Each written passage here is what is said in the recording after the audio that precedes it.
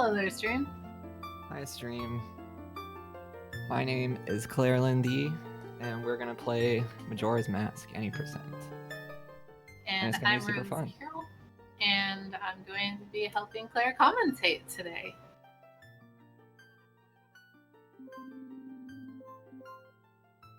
All right, I will count down. 3, 2, 1, go. Woo! Majora's Mask is a really awesome speed game, in my personal opinion. There's a lot of weird things that the run actually has happened, and it's super fun. I think it's a really good length run. So, I mean, I hope that you guys enjoy it.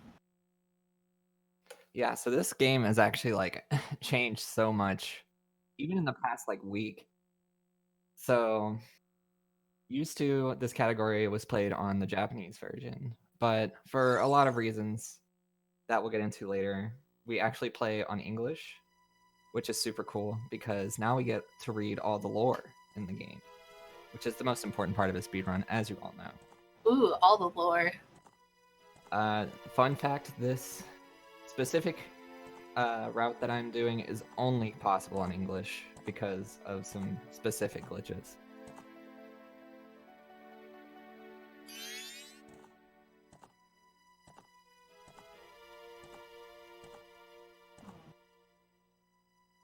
So in the beginning, we're basically just going to be going through a couple of cutscenes into very small movement areas, and then into more cutscenes, and it's going to kind of repeat until we hit second cycle, which is about 22 minutes into the run.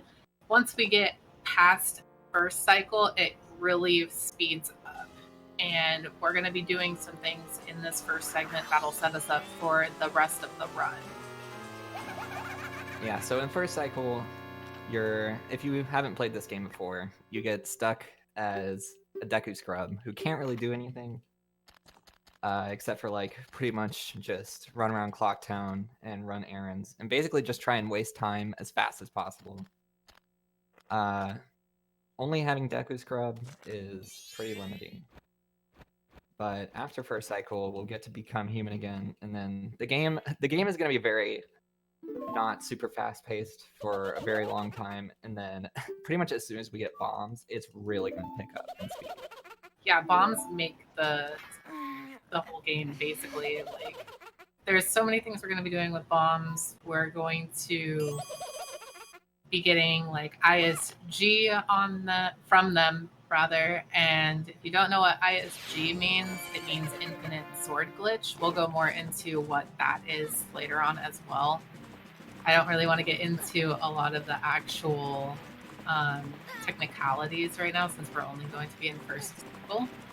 So hopefully it goes really smoothly. I'm gonna try to explain a lot of like the small movement things that I do, because I think those are actually pretty interesting, even compared to like the big tricks. Like here, I'm gonna try to skip one of the logs by jumping on a mushroom, and we'll see if I get it. It's kind of difficult. So backwalking over distance is the fastest way to move, other than side hops, but side hops require you to do it frame perfectly. Okay, I messed it. That's kind of precise, and it doesn't really save too much time. So if I mess it up, it's not a huge deal. As long as you don't fall down the logs, I think we made it pretty good. But yeah, backwalking over distance saves time over any other form of movement except side hops, but side hops have to be done frame perfectly to save time over backwalking. And since I can't reliably do side hops frame perfectly, I'm going to be backwalking a lot over long distance if I can go in a straight line. Other than that, rolling is going to be my primary mode of transportation in like tight corners. And it's pretty interesting with the different forms that you have. There's actually different ways to move around in the game. So every form has like an optimal way to move. Like for Deku, you want to spin as fast as possible after getting up to top speed. And then you just want to keep spinning without spending any time in between. But for forward rolls with Link and Zora Link, you actually want to time them to have a little bit of time in between so you can get back up to full speed after the roll, because after the roll you'll slow down and then you'll speed back up and then you do another roll. So what we're in this, well, man, if I could word today. Oof. So we're going to be going through some cutscenes again, as I said earlier. There's going to be a skip we'll be doing in about 2.5 minutes or so, where if you get to the top of the stairs inside of the clock tower, you're normally supposed to talk to the Happy Mask salesman. What does is she's going to be pause buffering to advance 1 frame at a time in order to skip this cutscene, and we're going to be doing that how many times in the run? 2, 3 times? You only pause buffer over a long period of time once, and that's for the Happy Mask Salesman skip. Actually, there's a different way to skip cutscenes on English that we're going to be exploiting. I don't think you went over this one with me. The TCS buffer. TCS, my arch nemesis. TCS, you guys don't need to know what that is until we get to it, and that's way later. It's foreshadowing. It's foreshadowing, almost final cycle of the run, so we'll get into that when we get there. So how I'm turning around, I'm not just pressing back and then pressing target to turn around. I'm actually holding forward, pressing target, and then letting go of target, and then pressing target again after a couple frames. And that makes the camera get immediately behind Link instead of like having to turn all the way around.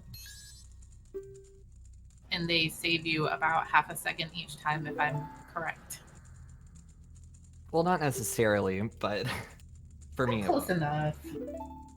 Alright, so I'm actually going to spin down to this flower instead of using the one up top, because that will save about a quarter of a second. Because you don't have to drop down onto that platform. And then I'm going to skip past these 2 platforms to my left. And then I'm going to try to skip a text box. I don't know if I'll get it. I'm like 50-50 with it. Okay, I didn't skip it. You can dive into that flower on the first frame of landing on it, and you can skip that text box, but I messed it up. Which is not bad. It only wastes a couple seconds. So this is where the first cutscene skip of the game is going to be happening. Maybe. Hopefully. I believe in you. So Claire's going to pause and advance 1 frame at a time in order to skip this cutscene. And it saves about 30 seconds if executed properly, so let's see.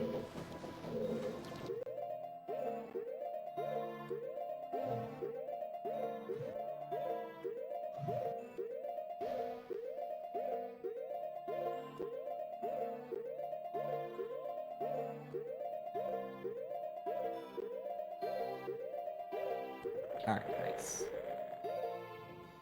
Beautiful. Good job. Alright, and then I'm going to reset the console here after the buttons on the top show up. That just skips a cutscene. And actually, fun fact, because of the classic controller message, it's actually slower to skip that cutscene this way on the Japanese version. But since the English text is slower, it actually saves time. See, I didn't know that one. You're teaching me, too. We're just here to drop knowledge today. All of the knowledge. I just hope that Ivy stops stuttering. Deku Link, side hops are actually super fast, but it's not usually worth it to go for it. Now I'm going to try to do a backwalk here, but it's kind of a precise line. Okay, I think that'll work. No. Okay, cool. That's a little bit faster than just spinning down there.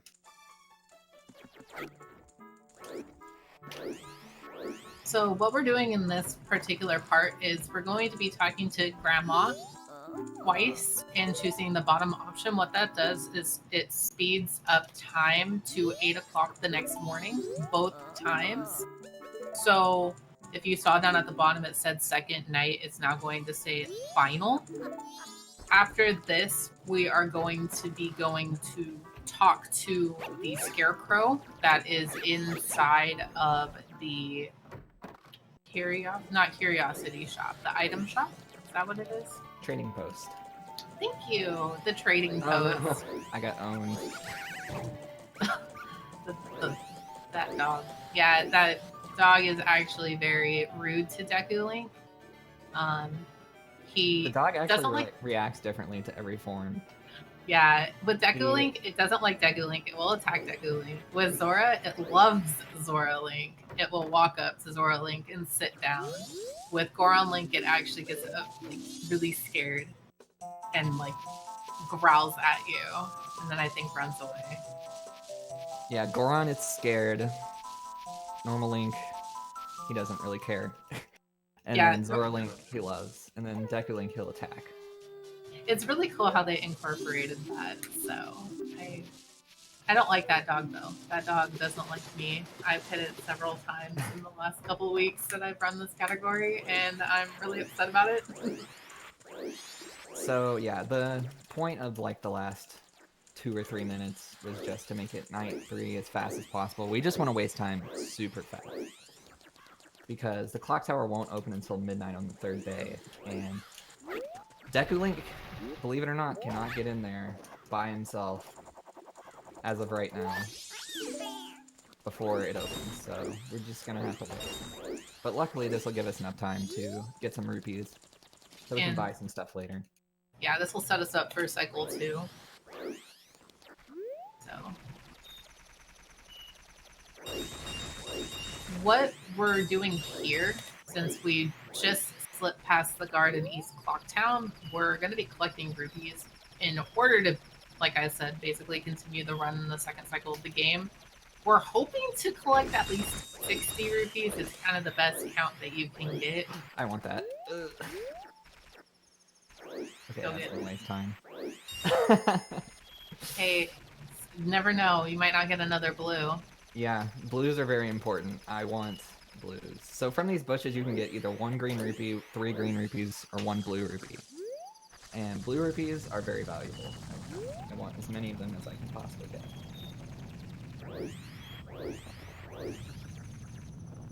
So you guys might see that she entered Milk Road. This is an actual very important part of the run, as we're going to be using a glitch called Index Warp later. It's basically necessary for the run to work. The reason behind going to Milk Road is that we're going to have that correspond to another location in the game. It's not going to make a lot of sense right now, but hopefully it'll make more sense when we get to where we're going to activate this index warp in second cycle. Like we said, the run is going to speed up once we get bombs, and that's where it's going to be happening. Alright, we got 60. I'm just not even going to worry about the other bush, so that way I can get to the clock tower as soon as possible. There's one more bush you can collect if you don't have enough money yet. That part can waste a lot of time because there's no telling how many rupees you're gonna get. Sometimes I'll only have like 30, and at that point, in like just regular attempts, I'll reset. But I would have to collect those Keaton bushes in North Clocktown a lot of times. Yeah. And also, only getting 36. Something nice about being able to go into Termina Field is in every area of Clocktown, the first time you go in there, there's a cutscene that plays, like showing you the new area. But if you enter from Termina Field and not from Clocktown, it actually won't play. So we get to skip the North Clocktown cutscene, and we're actually never coming back here. Spoilers. So it's completely fine.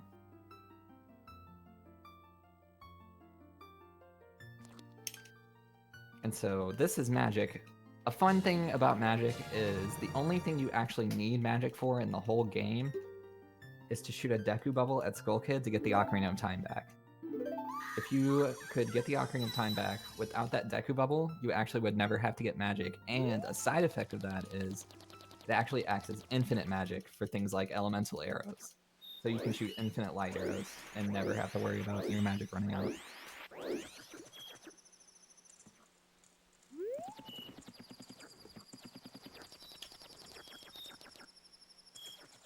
Alright, so now we're just going to deposit our rupees into the bank. 60 is the perfect amount. And then these rupees will be waiting for us in the next cycle.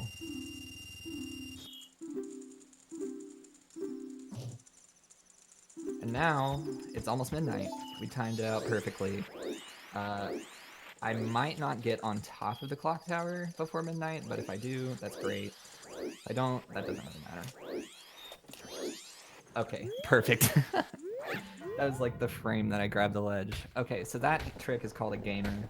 Basically, it's just a forward backflip. And actually, a difference between OOT and MM is that in OOT, you can't grab ledges out of side hops and backflips, but in MM you can. So gainers are useful for letting you climb ledges that are too high for Link to just normally grab.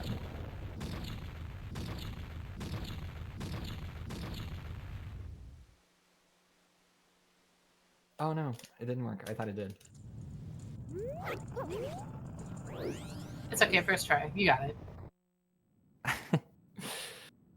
Okay, and there's actually a text box that is at the base of the clock tower. That's basically Tettle telling you, what are you waiting for? Go in there. But you can actually skip it if you press spin fast enough to go up the stairs.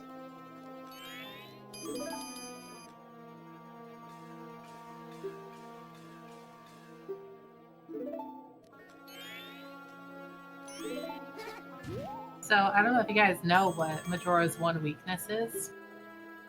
It's bubbles. So you guys are gonna see Majora get kind of messed up here with one bubble. I'm excited.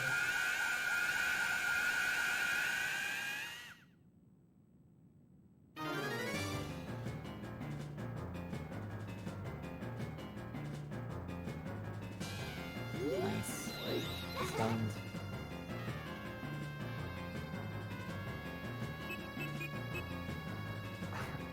I'm so used to going to split there that I had to like remind myself not to hit my keyboard.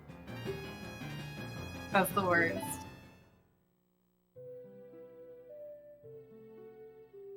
I probably would have done the same thing though. I probably would have went straight for my button and been like, hold up, wait a minute. I'm gonna do it at least once this run. I already know it. My muscle memory is too strong.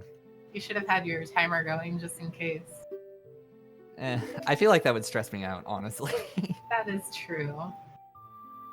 I don't think I would be able to handle that myself. I don't want to know what time I'm at. That's true. That's a good idea. I'll play better, right? That's how it usually works. Just play safe. Play safe, try to, do the best that you can. Wow, you played that really fast. I mess it up a lot, usually. I'll definitely mess up at least one song on the learning it phase. I always do. And it's so annoying because if you mess up a song, it makes you play the whole song again. Typically, I'm not very good at playing songs just because I try to play them so fast. So you're supposed to play songs fast. It's a speed run. It's weird because sometimes the controller, or the game rather, doesn't pick up that you've hit the button.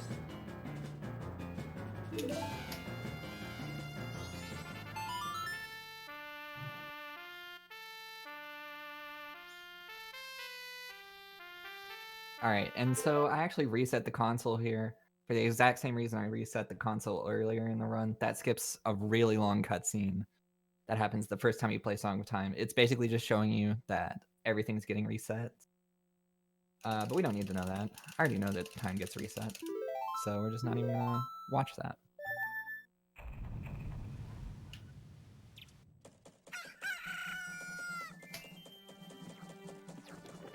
Alright, and this is the last cutscene before we really start playing this game.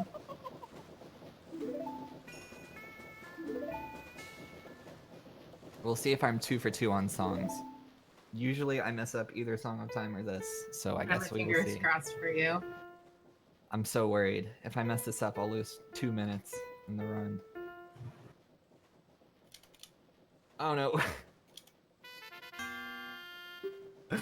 Okay, 2 minutes lost. No big deal. I can play songs.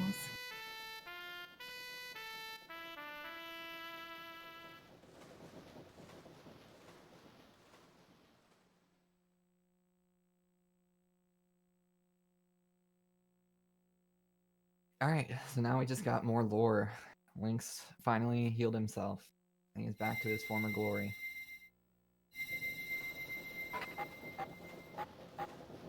Finally, after 20 minutes. Oh, that was a dreadful 20 minutes. Can we never do that again? It was a dreadful 20 minutes. I'd love to see a Cycle 1 skin. So that would be pretty interesting. I can't really think of a way that you would do it. I mean, like, one really crazy way to do it is to get a mask and then grab the ledge in the Honey and Darley minigame, and that will give you a way to put on a mask in there. But it's kind of difficult to do that. By kind of difficult, I mean, as far as we know, it's impossible.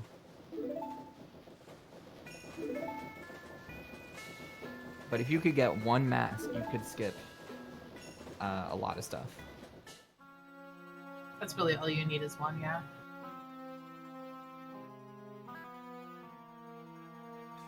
Dude, I remember when I was a kid, that Happy Mask salesman always scared me. In one of the parts of the cutscene, it happened earlier, but he, like, turns his head 180 degrees. It's so disturbing. It's so scary sometimes. He used to be so nice, and now all of a sudden it's just like, hey, I'm going to strangle you. Why?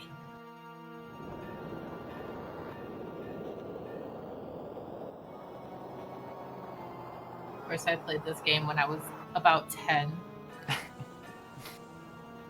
When I was a small kid, the first time I played it, I couldn't even figure out how to get out of first cycle. I think that's like most people's experience first time playing this game. I don't even know how far I got when I first played it when I was a kid. I think I got through Woodfall, but I think that's just it. Woodfall was so far out of my reach, it was unreal.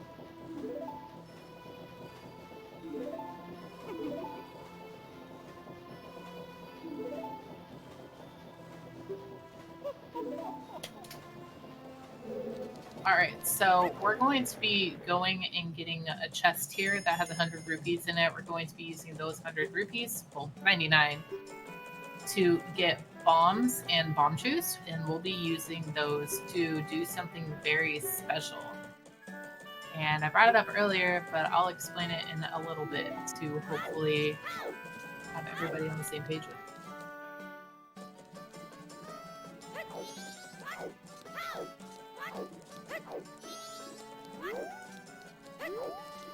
No. You can do a kind of precise jump there to not grab that ledge by getting like pushed out by the guard, but I didn't go fast enough. So it didn't work, but it's pretty cool if it ever does work. Oh, whoops. That's not the camera angle I'm used to getting there.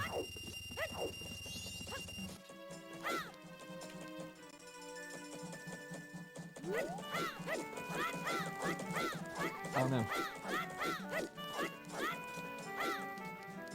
So I did bring up ISG earlier. So for those of you who do not know what ISG is, like I said, it's called Infinite Sword Glitch. It's basically where you can interrupt the last frame of a crouch stab by reading a sign, picking up an item, or basically anything that changes the A action. In the run, we're going to be using it for mostly hovering and hessing as well as mega flips. So it's really cool.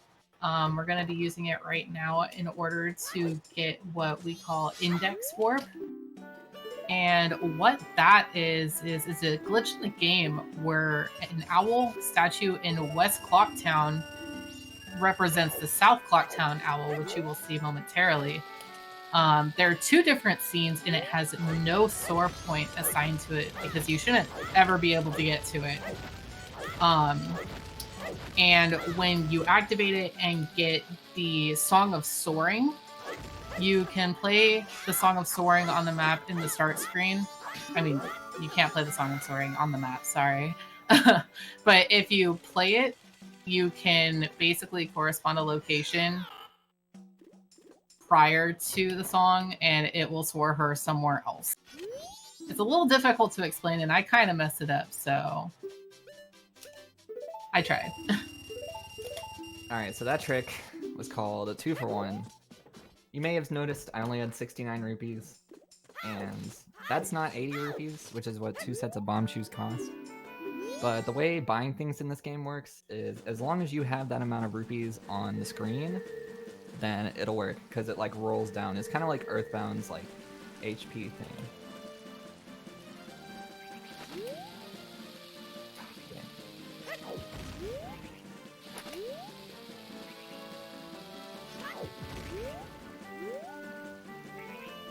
Alright, so what Claire did here is what we call a hyper-extended super slide, otherwise known as a HES.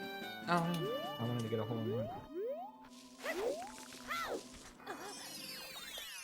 There you go. You made it, no worries. No one saw. Thanks.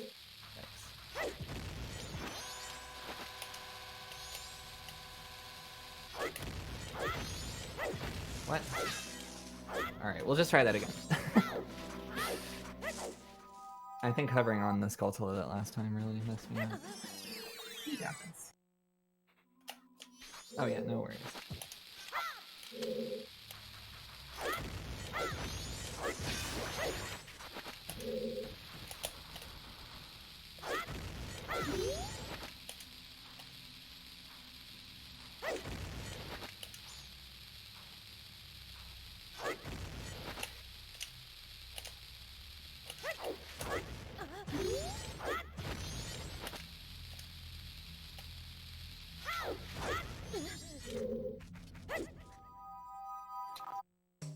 Nice job.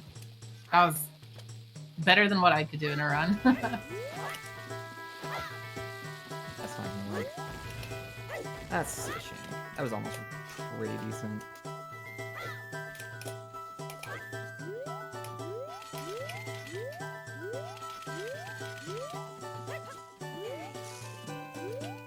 That's fine, because we saved a bomb chew. Bomb chew and bomb counts are pretty important in this game. So far, I've wasted more bomb chews than I would like to, but it's not a big deal. We'll just have to substitute some hovers that we would do with bomb chews with bombs later. So what happened here, you saw that we went from a grotto to basically Deku Palace. And how we did that is there's what we call alternate exit in the grottos, and that is basically where all the grottos are on the same scene, including all the loading zones.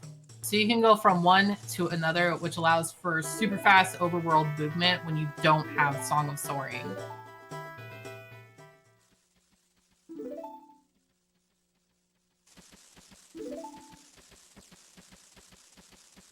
Oh yeah, do you want to explain like all the crazy glitches that just happened?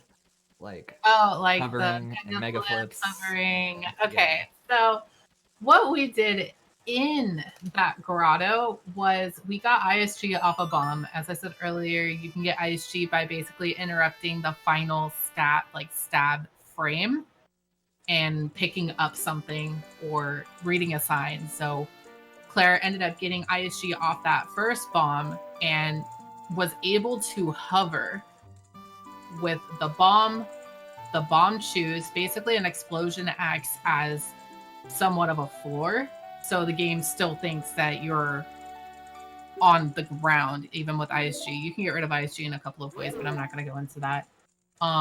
So she was able to get up onto the ledge and kill the Skulltula. That's a really important one. That Skulltula can mess you up. Then started doing some more hovers and then did what we call a mega flip. What the mega flip is, you still want to have ISG and you want to pick up a bomb, roll on a certain frame, and you want to do basically a one frame backflip where you are going to backflip, but you're only going to hold back for one frame. And it will give you the most distance you can get off of where you're at. and it's super useful, especially since, like I said, all those grottos are on the same scene. It allowed her to be able to go into the loading zone to get into Deku Palace. Alright, and you may wonder why I could jump up onto that route. It looked like I definitely shouldn't have made it, but I definitely did make it. The way this game works is if you barely miss a jump onto a ledge, the game will actually auto-correct you onto the ledge. But it only works at certain heights, and that height just happens to be like in a perfect spot to do that. It looks really sus, but it works. if you don't get up there, you kind of die to poison water, and it's really upsetting. And as you saw, we just grabbed Song of Soaring, and we used our first point of index work, basically, where before Claire played the song, she ended up picking a certain point on the map, played the song, and then was able to warp here to Mountain Village. If you were to do the same thing, but instead not pick the point on the map prior, you would actually crash the game. And that's not fun. I had that happen to me when I was learning this run, and I was so confused. Wait, did you say if it was on Z or R? I did not. If you don't pick a point, you'll go to Great Bay, which is what we're about to do. But if you have your cursor on Z or R, those aren't valid indexes for soaring, so it'll crash the game. Yeah. Thank you. You're welcome. It's really convenient that not putting anything on there soars to Great Bay, because if not, the only way we could get there is by just actually going there, because the index value for Great Bay is actually just Great Bay.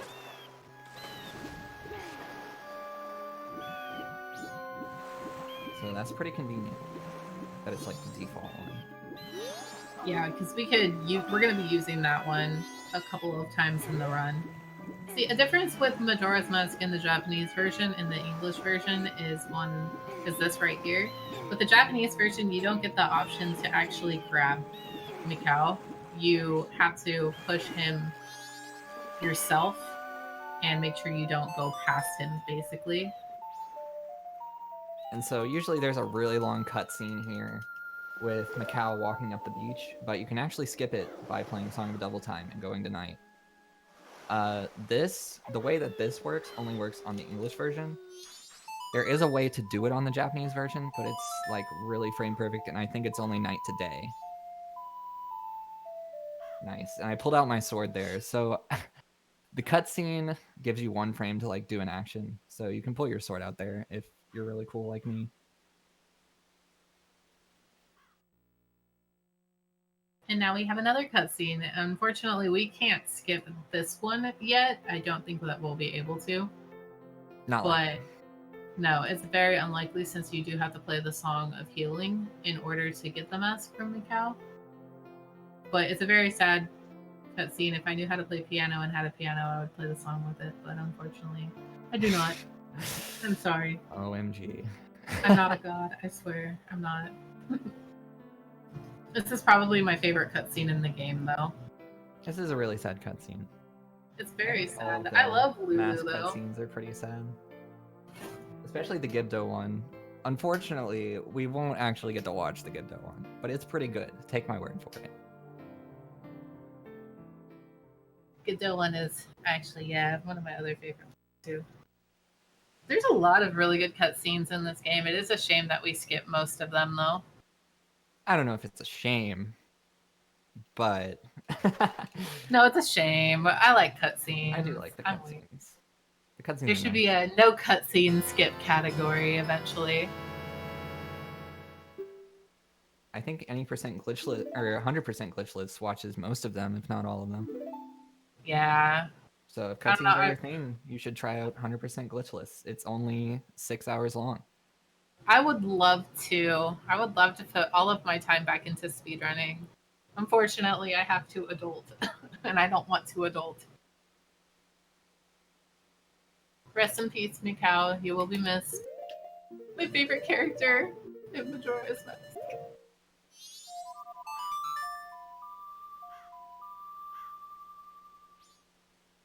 So fun fact, on that soaring screen, after I play Song of Soaring, I cannot hit the control stick left or right, or it will crash the game, because it doesn't really know what to do with no owls hit.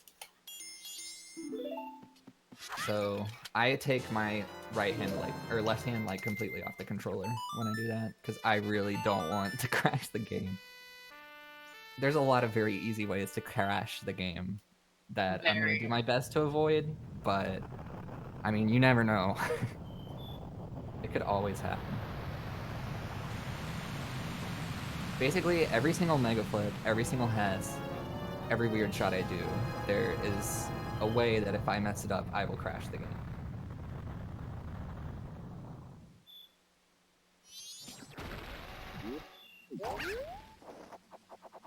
And unfortunately, we can't save at any owls, which would be really nice. To have a backup save, but hitting an owl completely undoes the index warp glitch. So we can't save any owls. We could save at the hidden owl, but that would be really inconvenient. That would make for some very weird glitches. That ends up actually changing a lot. Alright, I'm gonna try to do a recoil flip off this. Nice. So all these tricks you see me doing with a bomb, you can do it with any damage source. As long as you roll at the right time, or do the correct inputs, you can always do those off of any source of damage. It just so happens that bombs are really convenient because we can manipulate them. Bombs are OP in this game.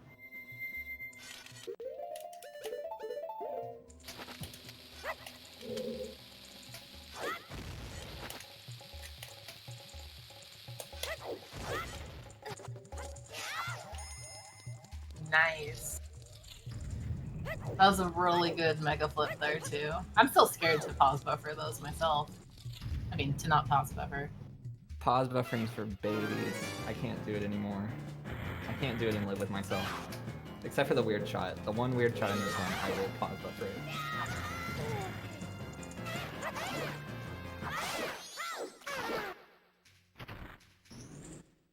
See, what Claire did there was jump slash and then slash the sword twice, since she wasn't able to get the second jump slash. In the Japanese version, we have what you call power crouch stabbing, which the English version unfortunately does not have. What power crouch stabbing for the Japanese version is whatever damage you do with your current weapon out, say you were to jump slash with the Kokiri sword that does 2 damage, that is what is stored in your sword when you do a stab.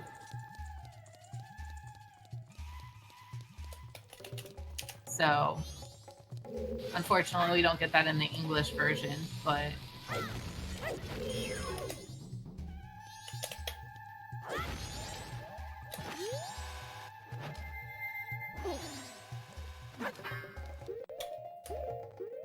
And so what we'll be seeing here is a clip into the pillar. We're going to be turning Link a certain way, getting ISG once again, and we'll be doing some mega flips in order to get into the boss room for Woodfall Temple.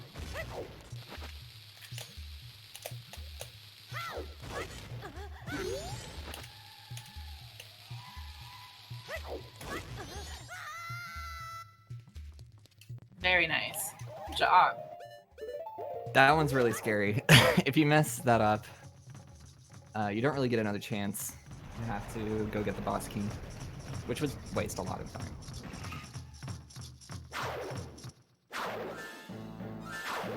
I hope he doesn't jump from you.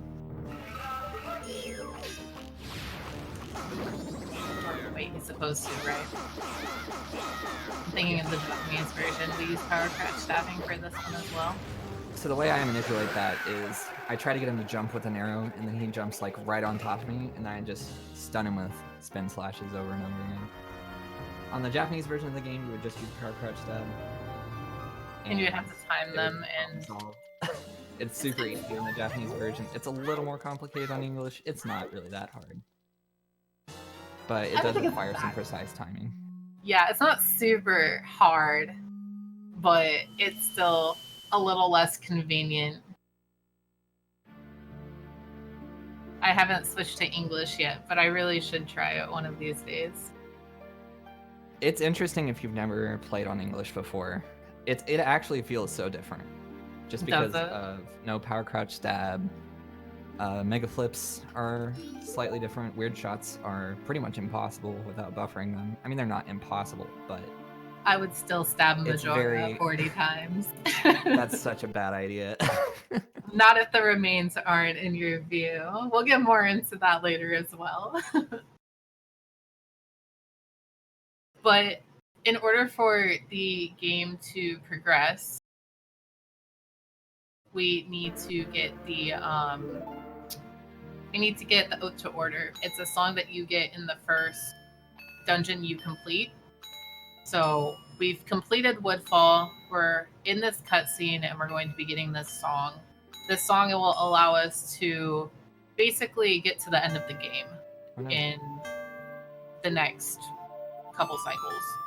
So, and you can't get this if you were to do something we're going to be doing later with the other boss fights. So you have to get it in the first dungeon that you beat, regardless of which dungeon you complete first.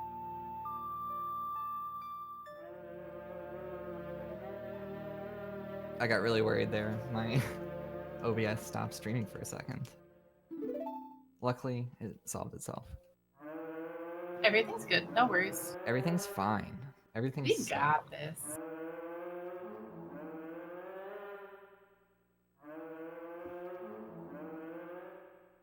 Absolutely love this game. Such a good game. The Giants cutscenes are also very beautiful, I think. Oh yeah, the area that they have the giants in and you're kind of just standing on that platform alone would give me anxiety if it were me, but regardless, that actual area is so beautiful. From an onlooker, it's nice.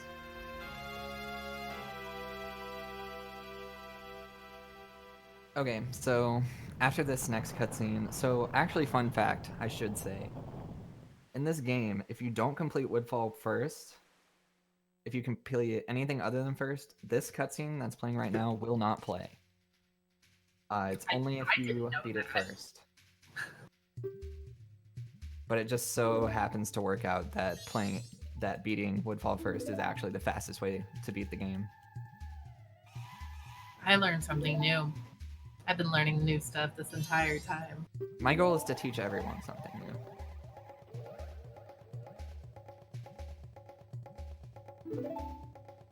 Hey, this run is super complicated though, so I'm pretty sure we'll be able to teach people quite a lot. Alright, so now I'm going to do a couple more hyper-extended super slides. We're going to go to the witch's hut to get the bottle. We need a bottle. Bottles are very important for Zelda 64 speedruns, as you may or may not know. And if I miss them, it's not a huge deal, but I would really like to get them because they're cool.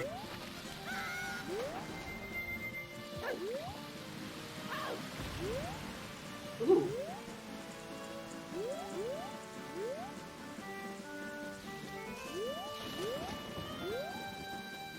I don't watch a lot of English speedruns for Majora's Mask, but that was super cool. I'm impressed.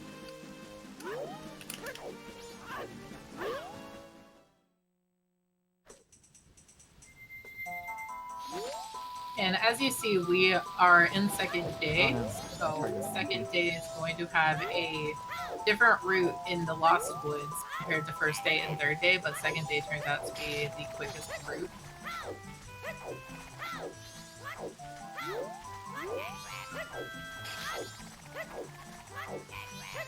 Oh yeah, I should note that I actually... You may have noticed I did some kind of bizarre movement right before I got into the woods mystery. That was to skip the cutscene of the second witch. I don't remember what her name is. I'm so sorry. But it skips the cutscene of her going into the woods, but it still makes her go into the woods. You can skip this cutscene without her coming into the woods, or you can watch the cutscene and have her come into the woods, or you can skip the cutscene and have her come into the woods. It's all very nice and complicated, as games should be.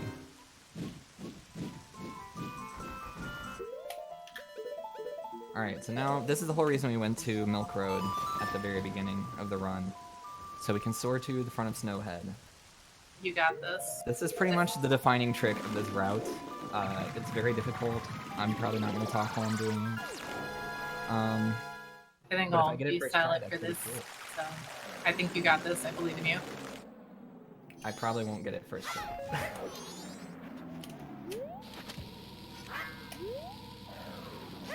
Okay, I didn't get it first try. That's fine. I actually knew more bombs anyways, so it's not a big deal. I need to start this Hess at a specific cycle, so soaring in is very important. That time, I just got a regular ESS, which is just an extended super slide and not a hyper extended super slide, so I had to reset the cycle. It's basically the slower version of a Hess.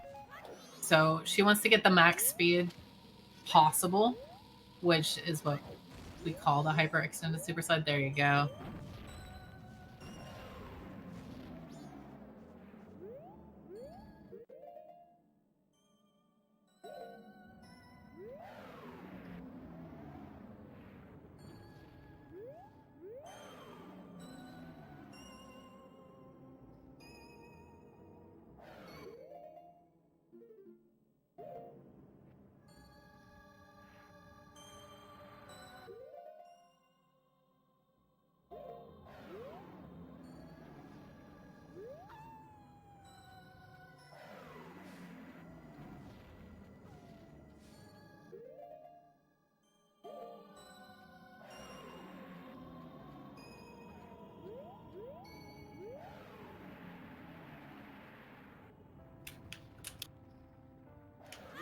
Alright, so I was trying to be super quiet for you.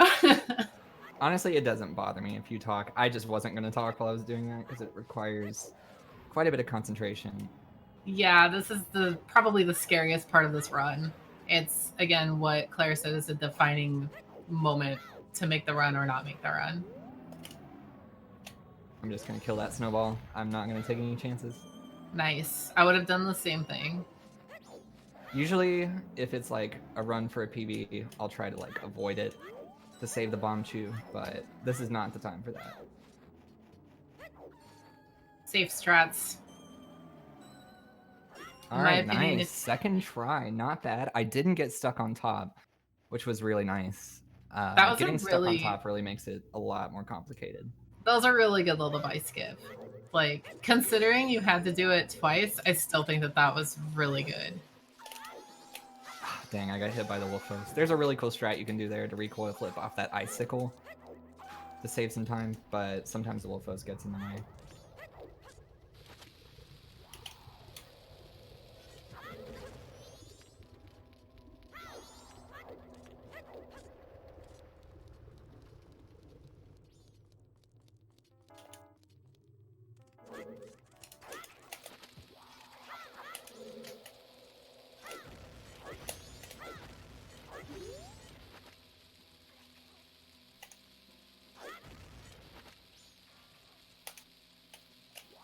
So you guys can see here that we're doing more hovers in order to get up this ledge here.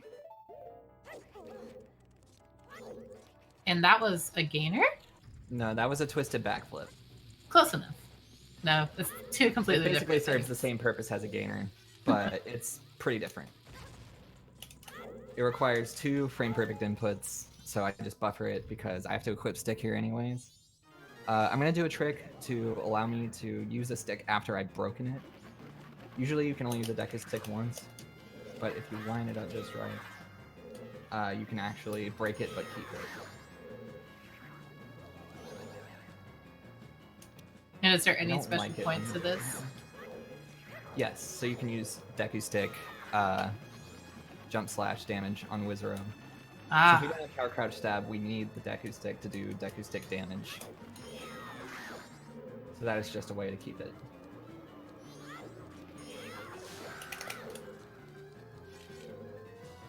And you can skip the cutscene where he decided to run around the room if you're able to time it correctly.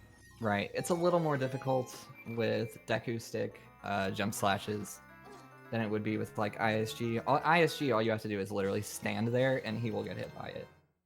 Mm-hmm. Hey, we got fire arrows.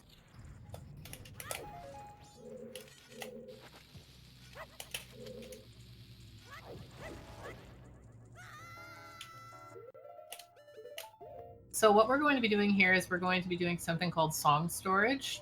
And if you're voiding out after playing a song like we are doing right now, we're playing Song of Time and we're voiding out before the song gets done playing.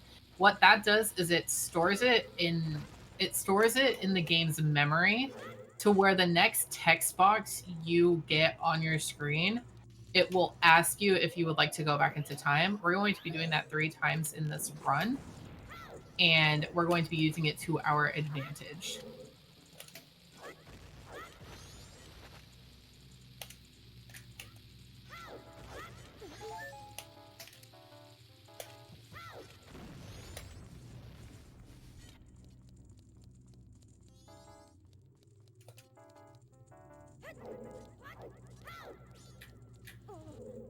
We're also going to be hovering past this gap in order to get into the boss room.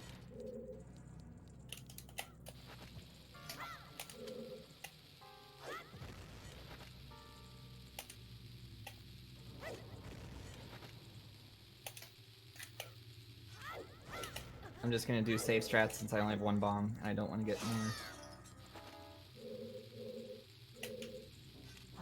Nice. Yeah, that was a good one. I always have trouble with that if I fail it the first time. There's never any way for me to make it up.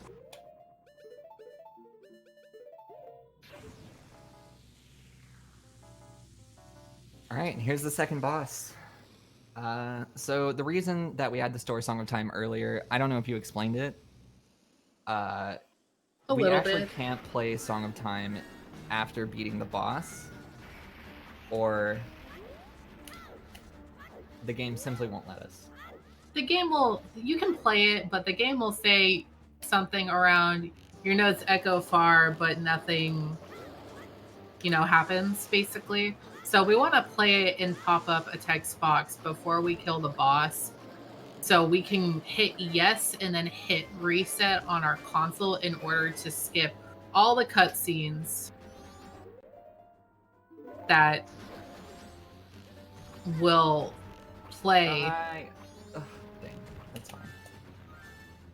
That will play after the boss is dead. I had some bad timing on those arrows. You can actually kill Goat without him actually even moving from that initial spot. If you time all your arrows correctly, but I did not. So he ran around the arena. It's fine though. We did it. We have our Song of Time storage pulled up. We can save the game, and it is a huge relief to get past second cycle, for sure. So we're going to go pick up the remains, and as Zora Link is turning around with the remains, we're going to hit yes. After you hit yes, you can reset the console. If you don't hit yes and reset the console, well, you'll have to go back to the beginning of cycle 2 for that. Right, but we didn't. We did it. We did everything perfect. Oh yeah. That was the thing I was really the most nervous about, is messing things up before the end of cycle 2. But now I feel a lot better. You got this. The rest of the run is going to be really easy. We got some other glitches that are going. Well, compared to Snowhead Hess, I think that the run Stone Power is not free. That's true, because you have to do Chew Crab. Chew Crab, you have to do the old / new boss key skip, and you have to fight Twin Mold. And Twin Mold is a lot of RNG. And if you don't know what RNG is, it's random number generator, and it basically is just a lot that can happen in the game. Try not to get too far into it. Personally, my favorite boss in the whole game. I think it's such a great show of skill. Mm-hmm. So I love Twin Mold. Then I will feel so good. But if I don't, I completely understand why. I think Gyorg's my favorite, but I think it's just because Gyorg is a lot easier to like manipulate. So this is the biggest time save you get with Index Warp. You can soar straight to the top of Stone Tower. Don't have to climb it. Don't have to get Elegy of Emptiness. It's really nice. Yeah, we're going to be soaring to the top, and we're going to go inside, and we're going to do some fun stuff. This is definitely the biggest part of Index Warp, for sure. I do apologize if you guys heard that.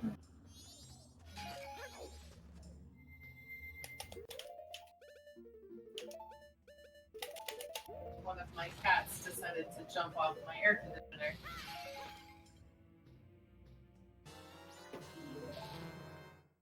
Alright, so that was a lot that just happened. I did the first instance of a glitch known as Equip Swap. Basically, if you hover over... Let me get in the dungeon first.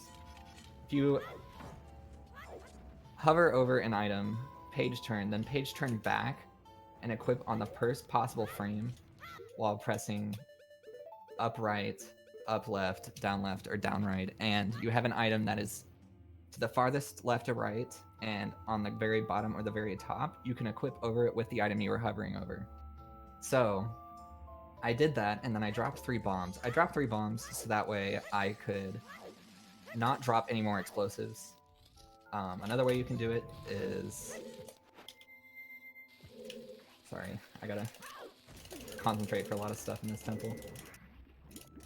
So yeah, I dropped all those bombs so that way there was not any way I could drop more explosives, so I could dupe over it with an ESS dupe, which basically it's just like you dupe a bottle over an item that you can't use any of. If you do have something that you can use of that item, it will turn into Ocarina items, which is going to be used later. And then, once I got into Snowhead, I did a trick called a... Well, it's called a Hess clip. It's really just clipping through an angle while rolling on a Hess frame. And then I did a super swim with Zora to keep the momentum from the clip. And then now I just did a hover to get over that block. If you have hook shot, you can just do what's known as a weird shot to get her over it, but we don't have the hook shot. We're actually never getting a hook shot.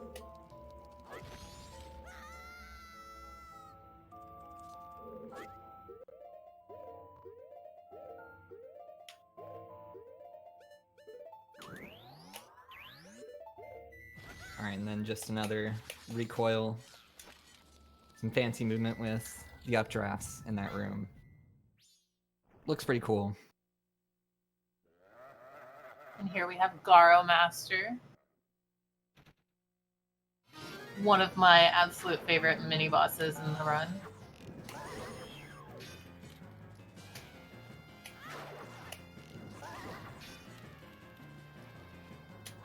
It's hard to get in depth with all the chew crap glitches because there's like so many things to explain in such a short amount of time.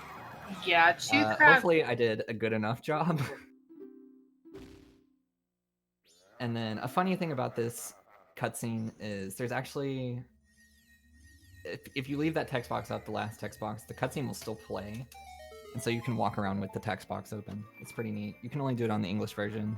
On the Japanese version, it doesn't work. I mean, I can try to explain chew crab if you'd like. I think I already did, for the most part. Yeah, I think you did really well explaining it. I should say the reason we do it is if you have a bottle over your inventory slot for an item, when you play Song of Time, normally it'll get rid of all your ammo for all your items, but if you have a bottle over it, it won't get rid of the ammo. So we will have these chews for the rest of the run, even though we're going back in time.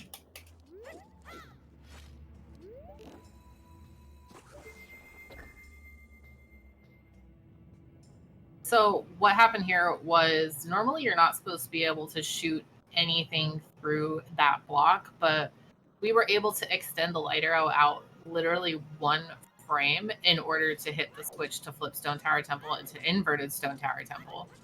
And that allows us to finish this dungeon a lot quicker than getting everything else that you need in order to play the Elegy of Emptiness and move everything so you can actually flip the tower over in a regular walkthrough or playthrough of the game.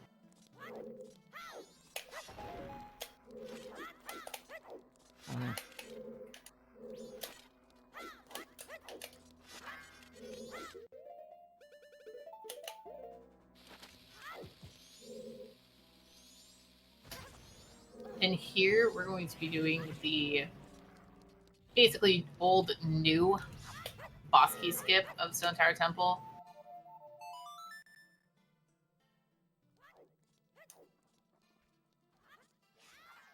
I love watching this boss key skip. It's actually so insane.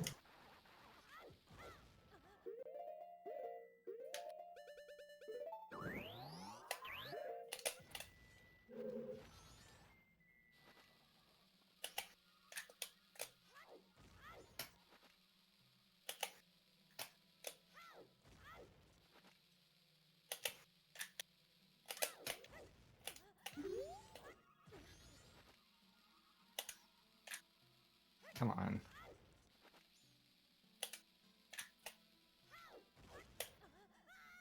Nice. All right, cool. Nice. Very good. So it should be said that mega flips are pretty tight tricks.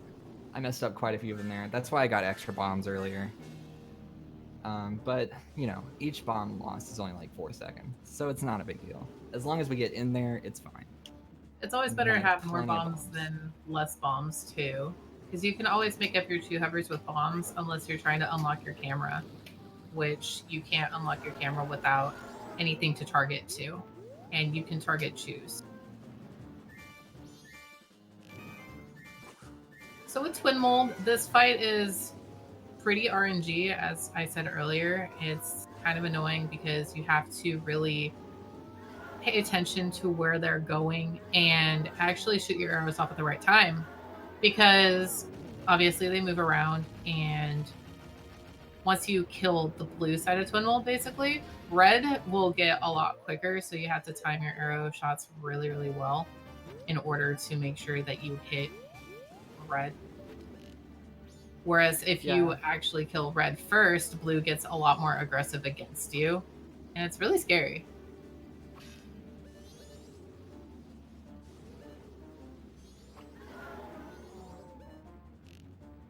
A lot of this fight is pattern recognition and being able to aim with the not so great controls that the game gives you to aim. It definitely takes a lot of practice to really get good at this fight. Mm-hmm. So I don't know if you guys noticed, but we were not able to pick up the heart container inside of Goat's room. If we were to pick up the heart container with the Song of Time storage up, it would actually get rid of our Song of Time storage. So we wouldn't be able to go back in time and skip all those cutscenes that we want to if we were to grab a heart container. We were able to grab the first one because we didn't need to worry about having Song of Time storage, since we still needed to get Oath to Order. But we're able to get the first one because we needed it. All right, and that's Stone Tower. Very nice. One more dungeon left. One more dungeon, and then we can go beat Majora.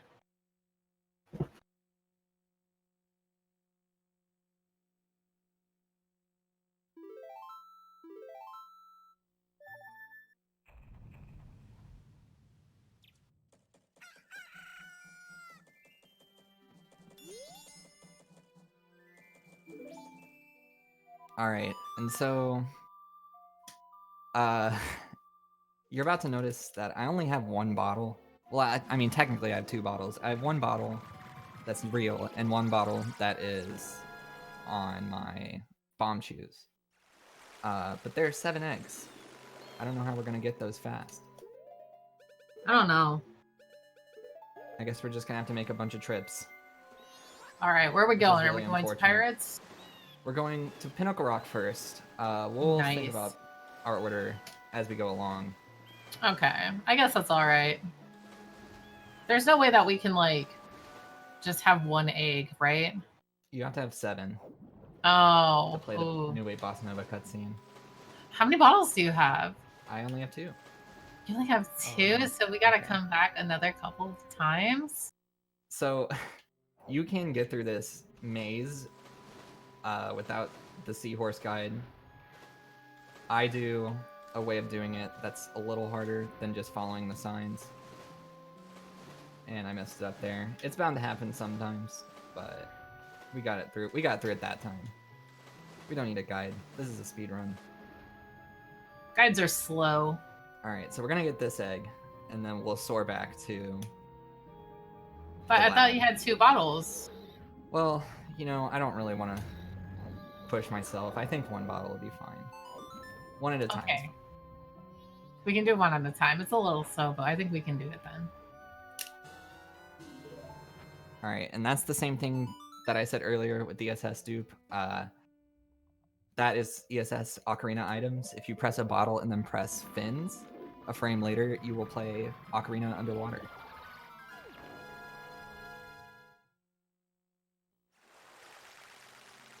Alright, so let's go deposit our egg. And this is the point where I have to tell you, I was kind of lying. We only really need 1 egg. We only need we still gotta 1? deposit 7 times. How? And the way we're gonna do that is our fun little trick that we did very quickly earlier called a Quip Swap.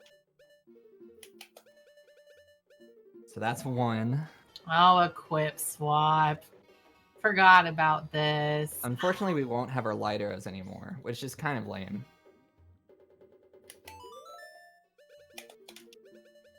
Two. I'm such a liar.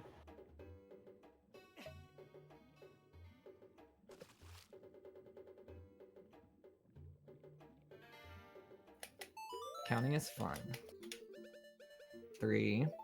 I have to count out loud or I'll actually lose track. I've lost track so many times by not counting out loud that now I just do it because it's better to do it and be annoying than to lose time. That's 4.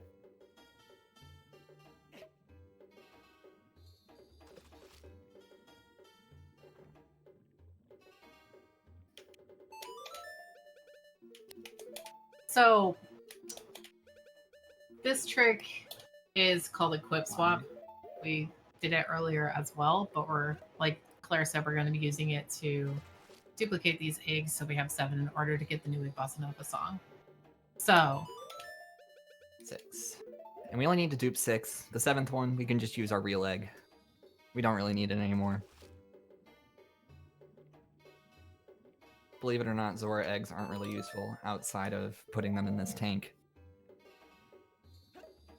Yeah, there's no other reason to have them besides as to far get as we the know. song. You never know with this game. You never know what's going to be helpful. That's true, especially with all the new stuff that's been going on.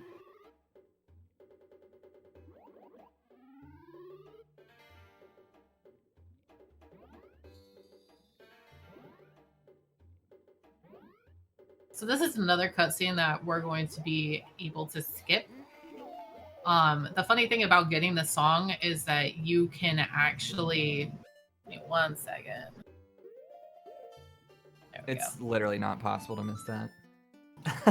You have 2 frames in order to pause there compared to some cutscene skips that you can get.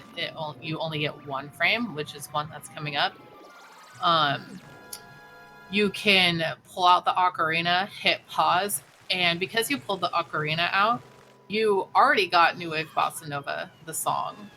You're able to actually skip playing the song as long as you pull ocarina out. So that's what we just did. We soared out after we pulled the ocarina out, and now we're going to go play the New Wave Bossa Nova song in front of Lulu and go inside of Great Bay Temple, where we're going to fight our last boss, Georg, or George. And then we're going to go beat the rest of the game. I'm going to get a fairy here because I want to be safe.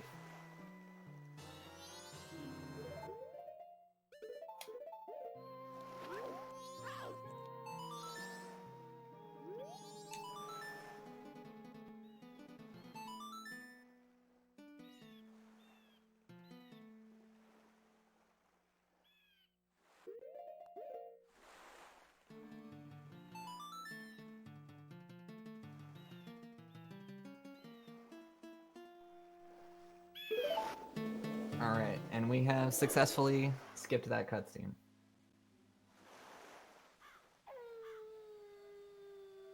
With the Japanese version, you actually have to pause buffer into the load zone that you're in front of, which is Zora's Hall.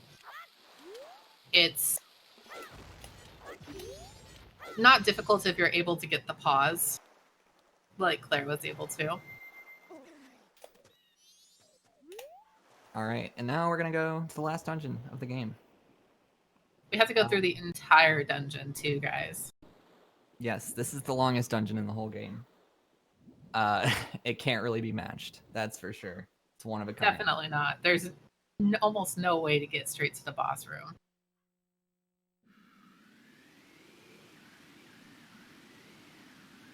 Oh yeah, I should note, I took a long time before I put on Zora Mask there. The turtle will actually runs on a cycle of like going up and down.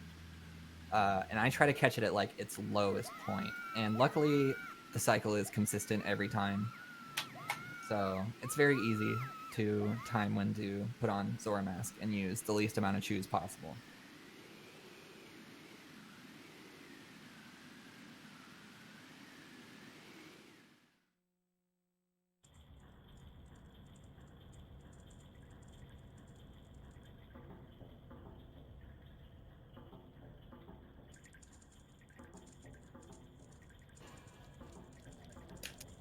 Oh no.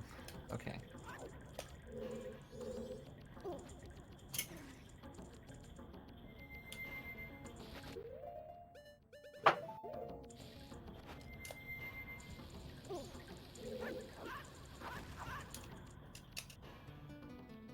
Alright, so we stored our final song of time there, and it's just gonna be rinse and repeat. And we actually lied again. This dungeon is very short. I can go straight to the boss room from this room.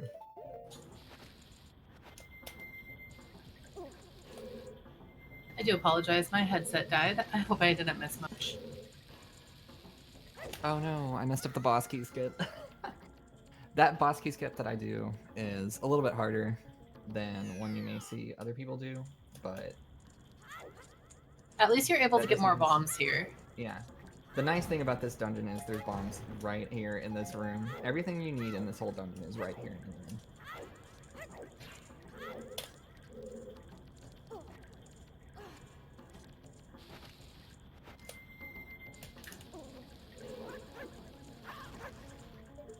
So we're just gonna do the safe boss key skip this time. Just so we don't waste a bunch of time. Well, maybe. Nice. And so that was all of Great Bay Temple, and now we just gotta fight the boss. So we're going to be doing what we call a weird shot.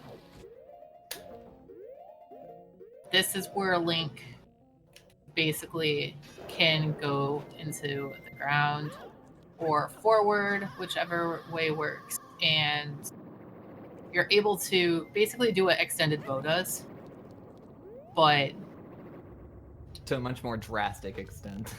You're basically disfiguring. I don't think that's the right word, but you're disassembling Link's body. Yeah, if you could see Link's body during a weird shot, it's actually pretty nasty. Yeah, it's really kind of scary. Luckily, you don't have to see that. It's almost as scary as Ben. Why'd you have to bring that up? Come on, you should have expected that from me. Beaten. It's okay. It's okay, I still have heart. You have a fairy if you need it. I'm not gonna use a fairy.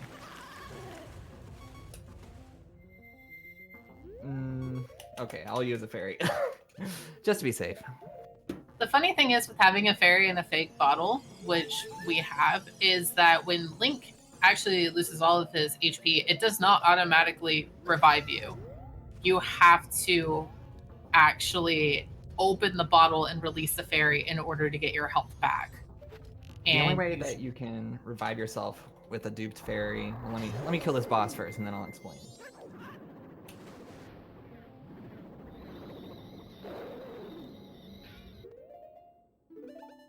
Alright, so the only way you can kill yourself with a duped fairy is... or the only way you can revive yourself with a duped fairy, not kill yourself, is you have to have a bottled fairy and a normal bottle, and you have to have the duped fairy equipped on a C button. That is the only way that you can revive yourself with a duped fairy.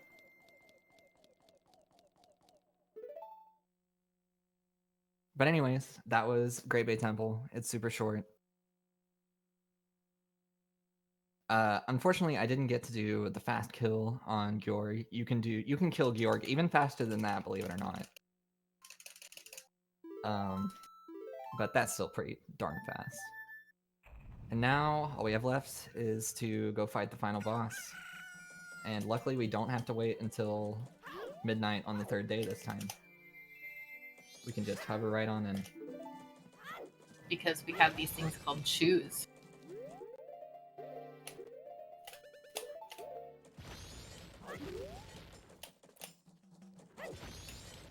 Nice.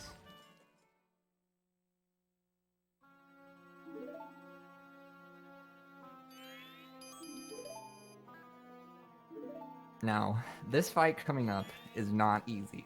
This is the whole reason I even got the fairy. It wasn't for Georg. It was for this fight. Without using Power Crunch then, and considering how limited our items are, we're not going to be able to get Fierce Deity Link or anything. So we're going to have to do a lot of very careful manipulation and timing attacks pretty well. It's very easy to die. Every boss or main that shoots something at you will do 1 heart of health. And then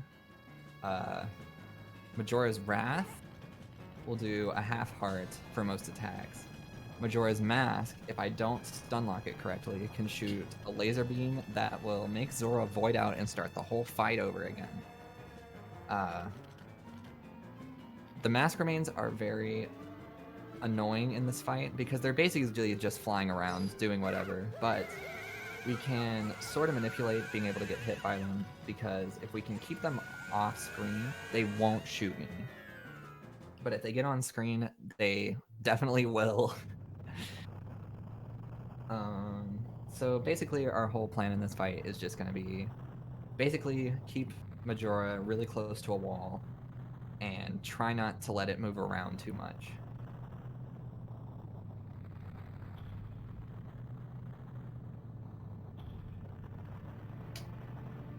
And this is our final cutscene of the game. It's basically showing all the giants walking forward in order to stop the moon from crashing into Termina. So we get to see really skinny legs. Who else likes skinny legs? I know I do.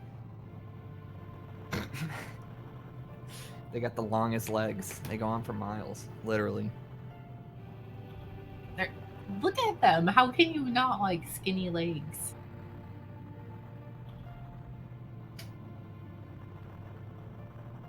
But we're almost done. We have about 6 minutes. Yeah. It's going to be about 4, 5, 6 minutes, something like that, depending on how good the fight is. This is a pretty good run for a no reset run. Look at those squats, man. Anything under a 130 is pretty nice, to be honest.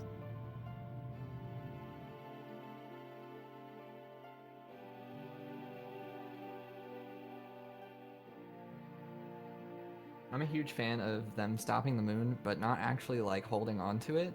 They're just like putting their hands next to it, and it just decides it doesn't want to go anymore. They're like holding it up with the force. That is what they're doing. They're strong. They're holding it up with dreams and good feelings. And unicorns and rainbows? Basically. I like that.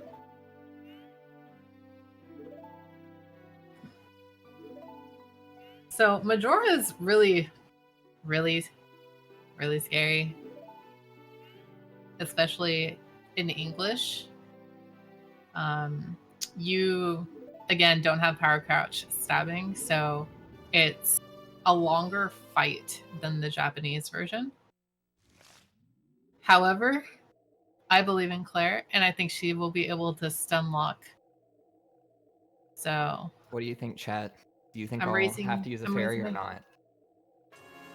Hmm. Let me know in the comments below. See, that one. That one's really. I think you'll have to potentially use a fairy for the final phase. That's me, because the final phase is just kind of. Wow, you have no faith in me. I have faith in you, but final phase is just so RNG, especially where you're at. Oof. I think I'll do fine. I have faith in myself.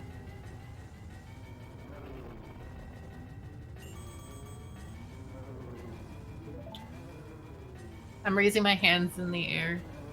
Take all of my energy.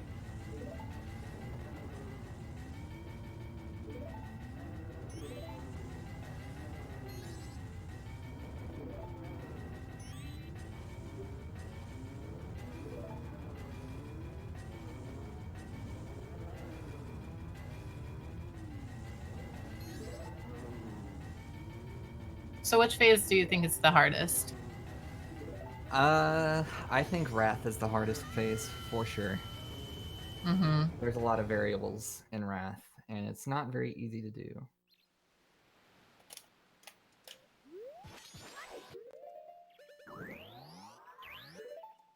Alright, one final test here. Kind of neat. You do it with only choose. Test right up to that small child.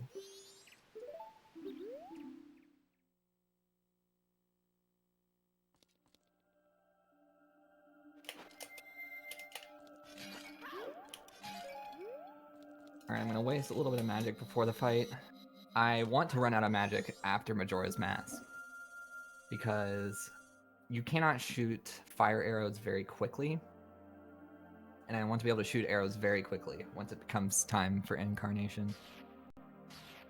So I'm going to waste almost all my magic. I'm going to save just a little bit for a possible small time save, but that's pretty much up to luck. But yeah, here we go.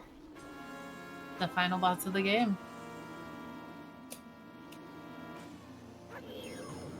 So there are 3 phases. There's Majora's Mask, which is the phase that we're in right now.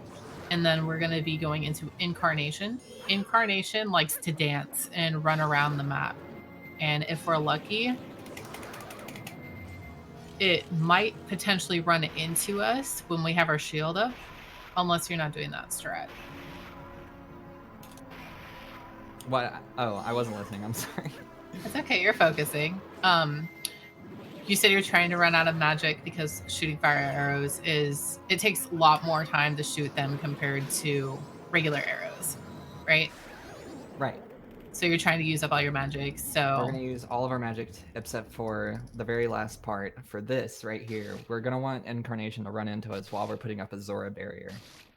that If way, it does, that's a very fast stun, and it'll most likely go into the wall, which is what we want.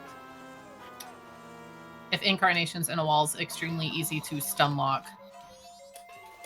Oh, it can also get randomly stunned. I don't really know how that works, but Nice. okay. I'm going to be spinning the stick a lot in this fight, and it's not always easy to spin the stick. It's also not easy to target the right thing with all these other things flying around.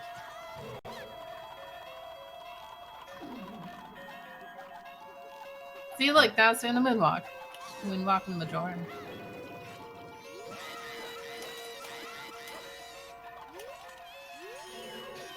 I'm going to be holding my shield up a lot in this fight. That's mainly to just try to not get hit by these random orbs that are going to get thrown around. Alright, I have to use the fairy. You were right, Taryn. No, I said in the final phase, so technically okay, I'm the wrong. final phase. I believe though. There we go.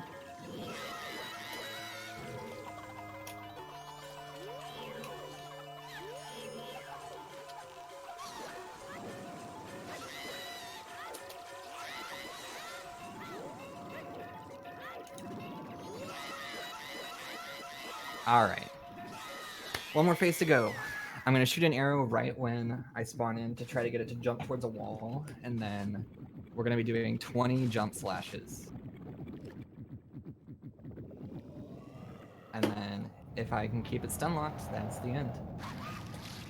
Time is when I kill Majora's Wrath, the very last hit.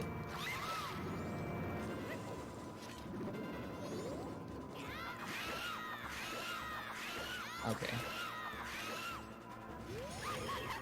So it's going to be taking 20 jump slashes in order to kill Majora's Wrath.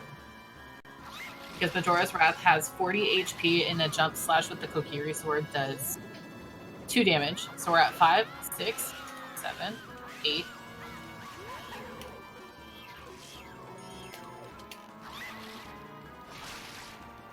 All right.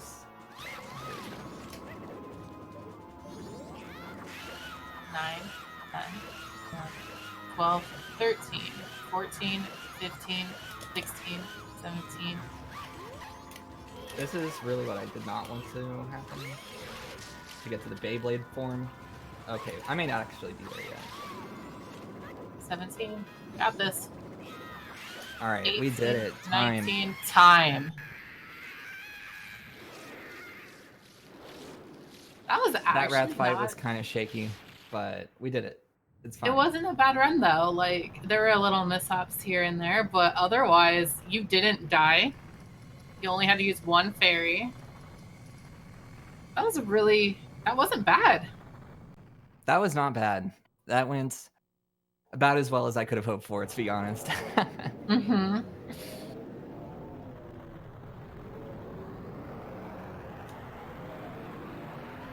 All right, awesome.